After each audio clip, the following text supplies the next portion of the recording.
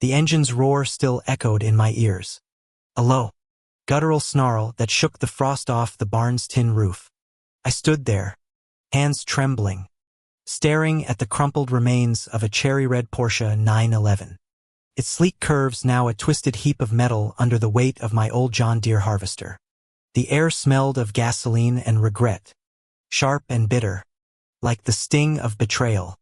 My heart pounded, not from guilt, but from the fire that had been building in my chest for months. Karen Whitaker, the HOA president with a smile like a snake's, had finally pushed me too far. This wasn't just about a car. This was war. It started 6 months ago, when Karen moved into Pinewood Estates, our quiet little rural neighborhood on the edge of town. I'd lived here my whole life, 42 years of sweat and dirt, tending to my family's 50-acre farm.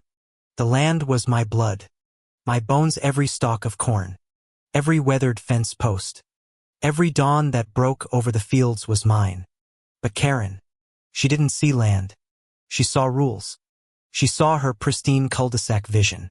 And my farm, with its rusty tractor and sagging barn, didn't fit. From the moment she arrived, her manicured nails tapping on her clipboard, she'd been after me. First, it was the unsightly hay bales. Then, my rooster crowing too early. Last week, she'd sent a certified letter demanding I paint my barn because its peeling red exterior violated HOA aesthetic standards. Aesthetic standards. On a farm that predated her gated community by a century. I'd laughed, tossed the letter into the fire, and watched it curl into ash. But Karen wasn't laughing. Yesterday, she crossed the line. I was out in the field, the sun dipping low, painting the sky in shades of bruised purple. My boots crunched against the frozen earth, and the air carried the faint sweetness of hay mixed with the tang of diesel. I was bone-tired, hauling the last of the season's harvest into the barn, when I saw it, her Porsche, gleaming like a polished apple, parked right in front of my barn door. Not on the road, not in her driveway half a mile away. Right there, blocking my access, its chrome rims winking at me like a taunt. A note was tucked under the windshield wiper, written in her looping, self-righteous script. This is a warning. Remove your unsightly equipment by tomorrow, or I'll have it towed. K.W. My blood boiled. My harvester. My lifeline. Unsightly. I crumpled the note, my knuckles white, and heard her voice in my head. That nasal drawl she used at HOA meetings, lecturing us like we were children. Could have called her. Could have knocked on her door. But reason had left me, replaced by a pulse of rage that felt like a storm breaking. I climbed into the harvester, the seat creaking under my weight, and turned the key. The engine sputtered to life. A deep, throaty growl that vibrated through my chest. I didn't think. I didn't plan. I just drove. The harvester's blades hummed. Hungry. And when they met the Porsche, it was like the world exhaled. Metal screamed. Glass shattered. And the car folded like tinfoil. Each crunch was a release. A fist unclenching after months of her petty tyranny. I didn't stop until the Porsche was a pancake. Its headlights popped out like eyes in shock. When I cut the engine, the silence was deafening, broken only by the soft drip of oil onto the dirt. I stepped down, my boots sinking into the earth, and for a moment, I felt free. Then the weight of what I'd done hit me like a cold wind. The next morning, the neighborhood was a circus. Karen's wail echoed from her front porch, sharp and piercing, like a wounded animal. I leaned against my porch railing, coffee mug warm in my hands, watching her storm toward my farm with a posse of HOA board members trailing behind. Her blonde bob bounced with every furious step, her face redder than her ruined car. "You monster!" she shrieked, jabbing a finger at me. "You destroyed my property. You'll pay for this. Jake Harper. You'll rot in jail." I sipped my coffee, the bitterness grounding me. "Your car was on my land, Karen," I said, my voice low, steady. Should have parked it somewhere else. Her eyes widened, and for a second, I saw something flicker in them, fear. Maybe. But it was gone as fast as it came. Replaced by venom. This isn't over. She spat, before spinning on her heels and marching back to her McMansion. I thought that was the end of it. I was wrong. By noon, the sheriff was at my door, his badge glinting in the winter sun. Deputy Tom Reynolds, a guy I'd known since high school, looked uncomfortable as he shifted his weight. "Jake, I gotta take you in," he said, his voice heavy with apology. "Karen's pressing charges. Vandalism. Destruction of property. She's got pictures. Witnesses. The works." I nodded, my jaw tight. I'd expected this. What I didn't expect was the stranger who showed up as I was being cuffed. A woman, maybe 30, with dark hair pulled into a messy bun and a camera slung around her neck. She stepped out of a beat-up Jeep, her boots splashing in the mud. "Mr. Harper," she called, her voice sharp but curious. "I'm Ellie Cruz, freelance journalist. I heard about your situation.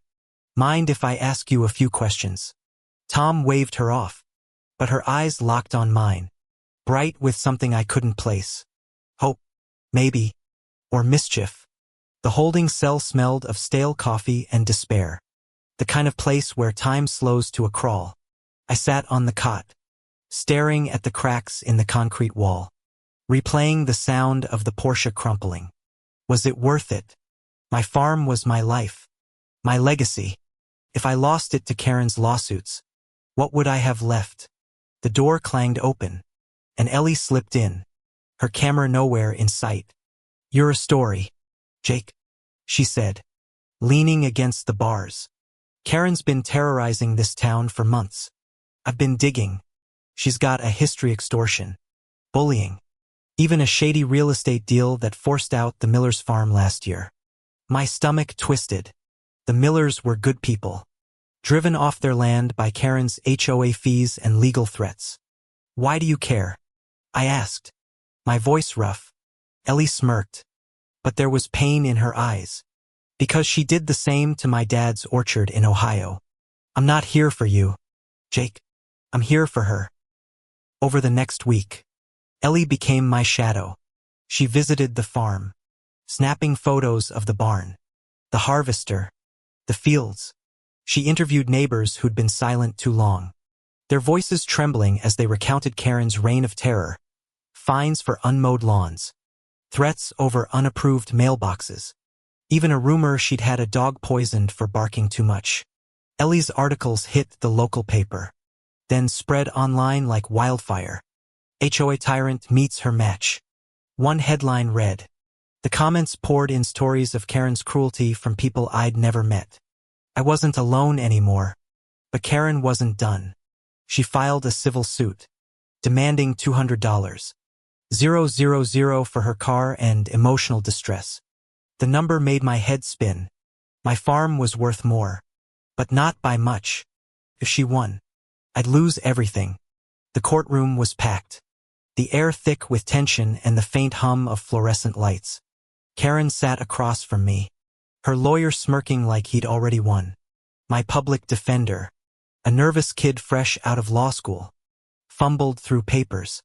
I felt the walls closing in, the smell of polished wood and cheap cologne suffocating. Then Ellie took the stand. She didn't just testify, she unleashed a storm. Documents, recordings, emails Karen thought she'd buried, evidence of her strong-arming neighbors, forging HOA votes, even bribing a county official to push her rules. The crowd gasped, whispered, stirred. Karen's face drained of color, her lips trembling as Ellie laid her bare. "This isn't about a car," Ellie said, her voice steady but fierce. "This is about a woman who's been stealing homes, dreams, lives." The judge's gavel cracked like thunder, silencing the room. When the verdict came, it was like the air rushed back into my lungs. Not guilty. The judge dismissed Karen's suit, citing her egregious misconduct and ordering her to pay my legal fees. The crowd erupted, cheers drowning out her protests.